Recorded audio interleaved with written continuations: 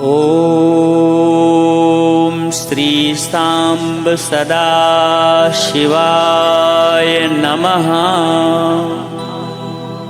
अथ श्री शिवरुद्राष्टकम्।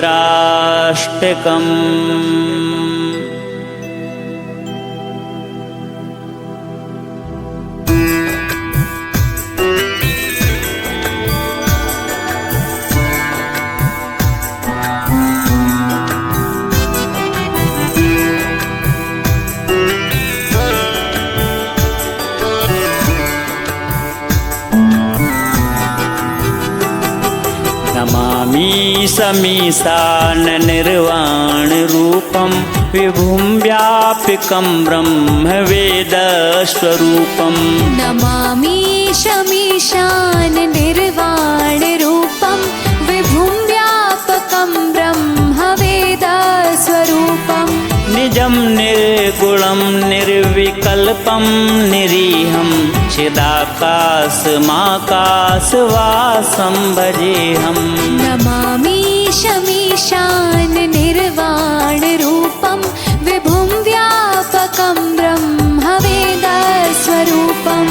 निराकारमोङ्कार मूलं तुरीयं गिराज्ञान गोतीतमीशं गिरीशं करालं महाकाल कालं कृपालुं गुणागार संसार पारं नतोऽहम्। नमामि शमीशान निर्वाण रूपं विभुं व्यापकं ब्रह्म वेद स्वरूपम्। तुषाराद्रिसङ्काशगौरं गभीरं मनोभूतिकोटि प्रभासी शरीरं स्फुरन्मौलिकल्लोलिनी चारुगङ्गा लसद्भालवालिन्दुकण्ठे भुजङ्गा। नमामि शमीशान निर्वाण रूपं विभुं व्यापकं ब्रह्म वेद स्वरूपम्। चलत् कुण्डलं भ्रूसुनेत्रं विशालं प्रसन्नाननं नीलकण्ठं दयालं मृगाधीशचर्माम्बरं मुण्डमालं प्रियं शङ्करं सर्वनाथं भजामि। नमामि शमीशान निर्वाण रूपं विभुं व्यापकं ब्रह्म वेद स्वरूपम्। प्रचण्डं प्रकृष्टं प्रगल्भं परेशम् अखण्डम् अजं भानुकोटिप्रकाशं त्रयःशूलनिर्मूलनं शूलपाणिं भजेऽहं भवानीं पतिं भावगम्यम्। नमामि शमीशान निर्वाण रूपं विभुं व्यापकं ब्रह्म वेद स्वरूपम्। कलातीत कल्याण कल्पान्तकारी सदा सच्चिदानन्द दाता पुरारी चिदानन्द संदोह मोहापहारी प्रसीद प्रसीद प्रभो मन्मथारी। नमामि शमीशान निर्वाण रूपं विभुं व्यापकं ब्रह्म वेद स्वरूपम्। न यावद् उमानाथ पादारविन्दं भजन्ति हि लोके परे वा नराणां न तावद् सुखं शान्ति सन्तापनाशं प्रसीद प्रभो सर्वभूताधिवासम्। नमामि शमीशान निर्वाण रूपं विभुं व्यापकं ब्रह्म वेद स्वरूपम्। न जानामि योगं जपं नैव पूजां न तोऽहं सदा सर्वदा शम्भुतुभ्यं जराजन्म दुःखौघतातप्यमानं प्रभो पाहि आपन् नमामीश शम्भो प्रभो पाहि आपन् नमामीश शम्भो प्रभो पाहि आपन् नमामीश शम्भो। रुद्राष्टकमिदं प्रोक्तं विप्रेण हरतोषये ये पठन्ति नरा भक्त्या तेषां शम्भो प्रसीदति। नमामि शमीशाननिर्वाणरूपं विभुं व्यापकं ब्रह्मवेदस्वरूपम्। नमामि शमीशाननिर्वाणरूपं विभुं व्यापकं ब्रह्मवेदस्वरूपम्। निजं निर्गुणं निर्विकल्पं निरीहं चिदाकाशमाकाशवासं भजेऽहम्। नमामि शमीशाननिर्वाणरूपं विभुं व्यापकं ब्रह्मवेदस्वरूपम्। निराकारमोङ्कारमूलं तुरीयं गिराज्ञानगोतीतमीशं गिरीशं करालं महाकालकालं कृपालुं गुणागार संसारपारं नतोऽहम्।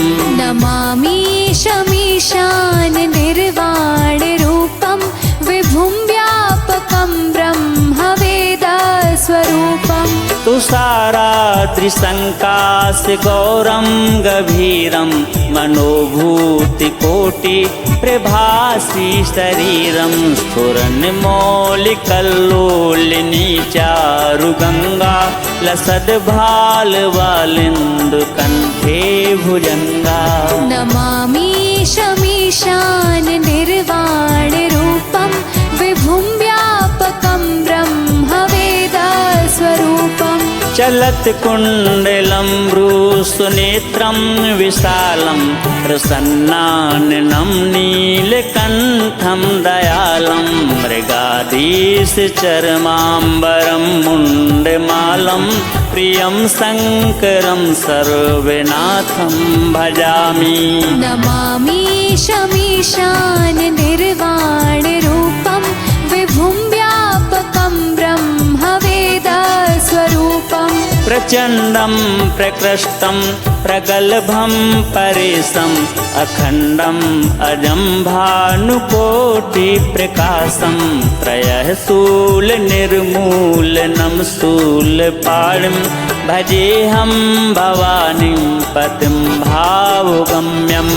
नमामि शमीशाननिर्वाणरूपं विभुं व्यापकं ब्रह्मवेदस्वरूपम्। कलातीत कल्याण कल्पान्तकारी सदा सच्चिदानन्द दाता पुरारी चिदानन्द संदोह मोहापहारी प्रसीद प्रसीद प्रभो मन्मथारी। नमामि शमीशाननिर्वाणरूपं विभुं व्यापकं ब्रह्मवेदस्वरूपम्। न यावद् उमानाथ पादारविन्दं भजन्ति हि लोके परे वा नराणां न तावद् सुखं शान्ति सन्तापनाशं प्रसीद प्रभो सर्वभूताधिवासम्।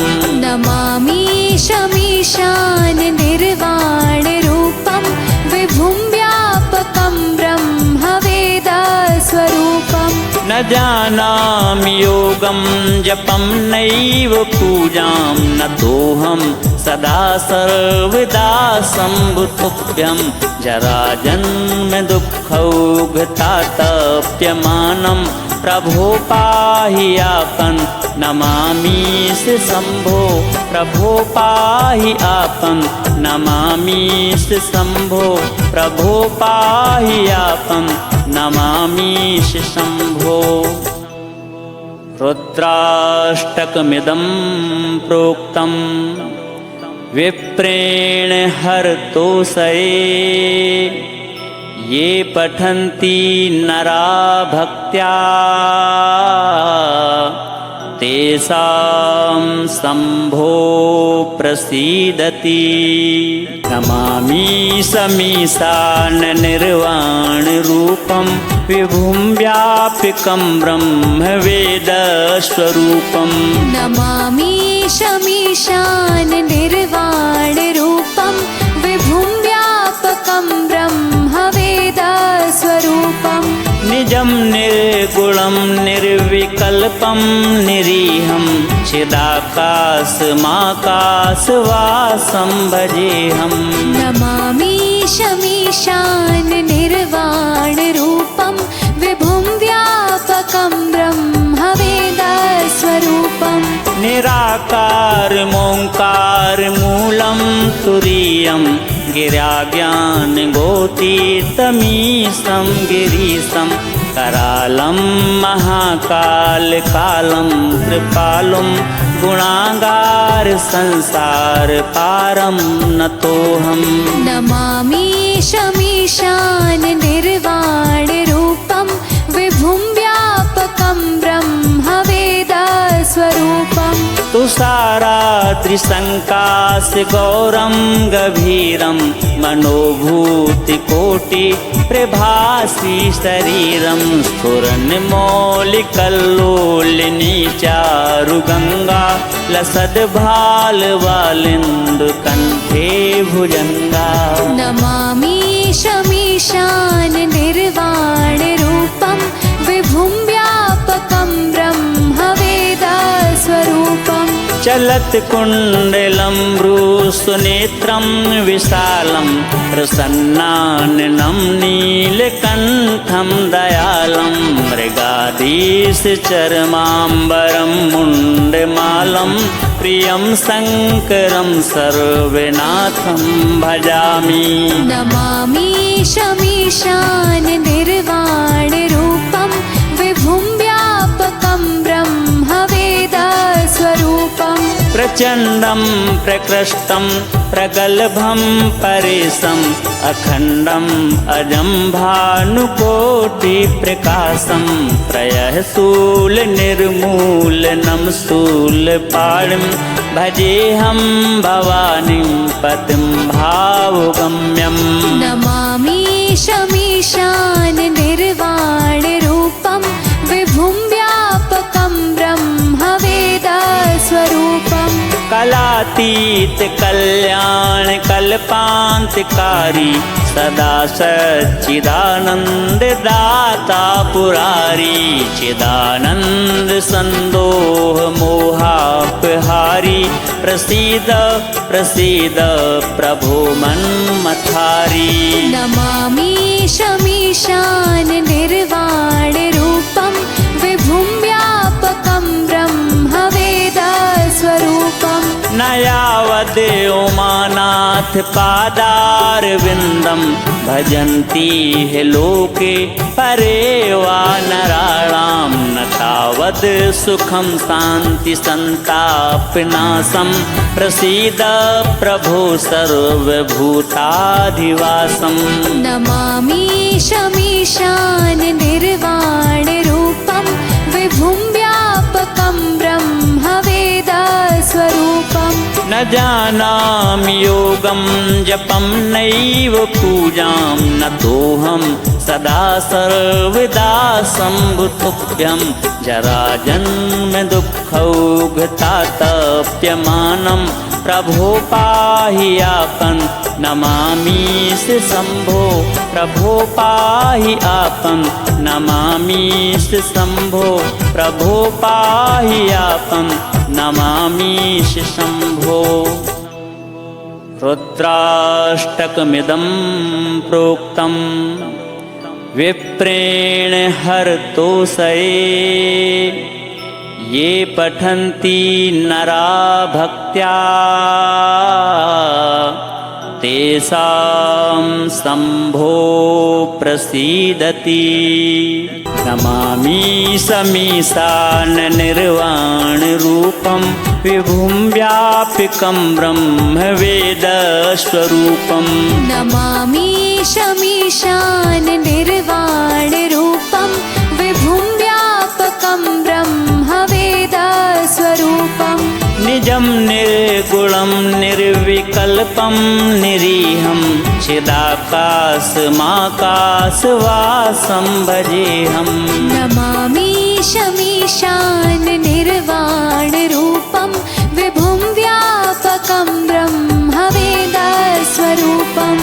निराकारमोङ्कारमूलं तुरीयं गिराज्ञानगोतीतमीशं गिरीशं करालं महाकालकालं कृपालुं गुणागार संसार पारं नतोऽहम्। नमामि शमीशान निर्वाणरूपं विभुं व्यापकं ब्रह्मवेदस्वरूपम्। तुषाराद्रिसङ्काशगौरं गभीरं मनोभूतिकोटि प्रभासी शरीरं स्फुरन्मौलिकल्लोलिनी चारुगङ्गा लसद्भालवालिन्दुकण्ठे भुजङ्गा। नमामि शमीशान निर्वाणरूपं विभुं व्यापकं ब्रह्मवेदस्वरूपम्। चलत्कुण्डलं भ्रूसुनेत्रं विशालं प्रसन्नाननं नीलकण्ठं दयालं मृगाधीशचर्माम्बरं मुण्डमालं प्रियं शङ्करं सर्वनाथं भजामि।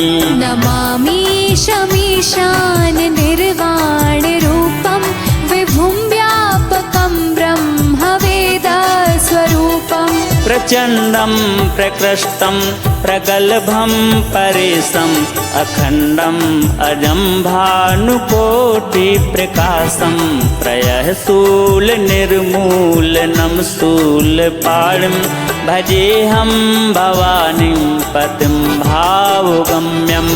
नमामि शमीशान निर्वाणरूपं विभुं व्यापकं ब्रह्मवेदस्वरूपम्। कलातीत कल्याण कल्पान्तकारी सदा सच्चिदानंद दाता पुरारी चिदानंद संदोह मोहापहारी प्रसीद प्रसीद प्रभो मन्मथारी। नमामि शमीशान निर्वाणरूपं विभुं व्यापकं ब्रह्मवेदस्वरूपम्। न यावद् उमानाथ पादारविन्दं भजन्ति हि लोके परे वा नराणां न तावद् सुखं शान्ति सन्तापनाशं प्रसीद प्रभो सर्वभूताधिवासम्। नमामि शमीशान निर्वाणरूपं विभुं व्यापकं ब्रह्मवेदस्वरूपम्। न जानामि योगं जपं नैव पूजां नतोऽहं सदा सर्वदा शम्भुतुभ्यं जराजन्म दुःखौघतातप्यमानं प्रभो पाहि आपन नमामीश शम्भो प्रभो पाहि आपन नमामीश शम्भो प्रभो पाहि आपन नमामीश शम्भो। रुद्राष्टकमिदं प्रोक्तं विप्रेण हरतोषये ये पठन्ति नरा भक्त्या तेषां शम्भो प्रसीदति। श्रीशाम्ब सदा शिवार्पणमस्तु।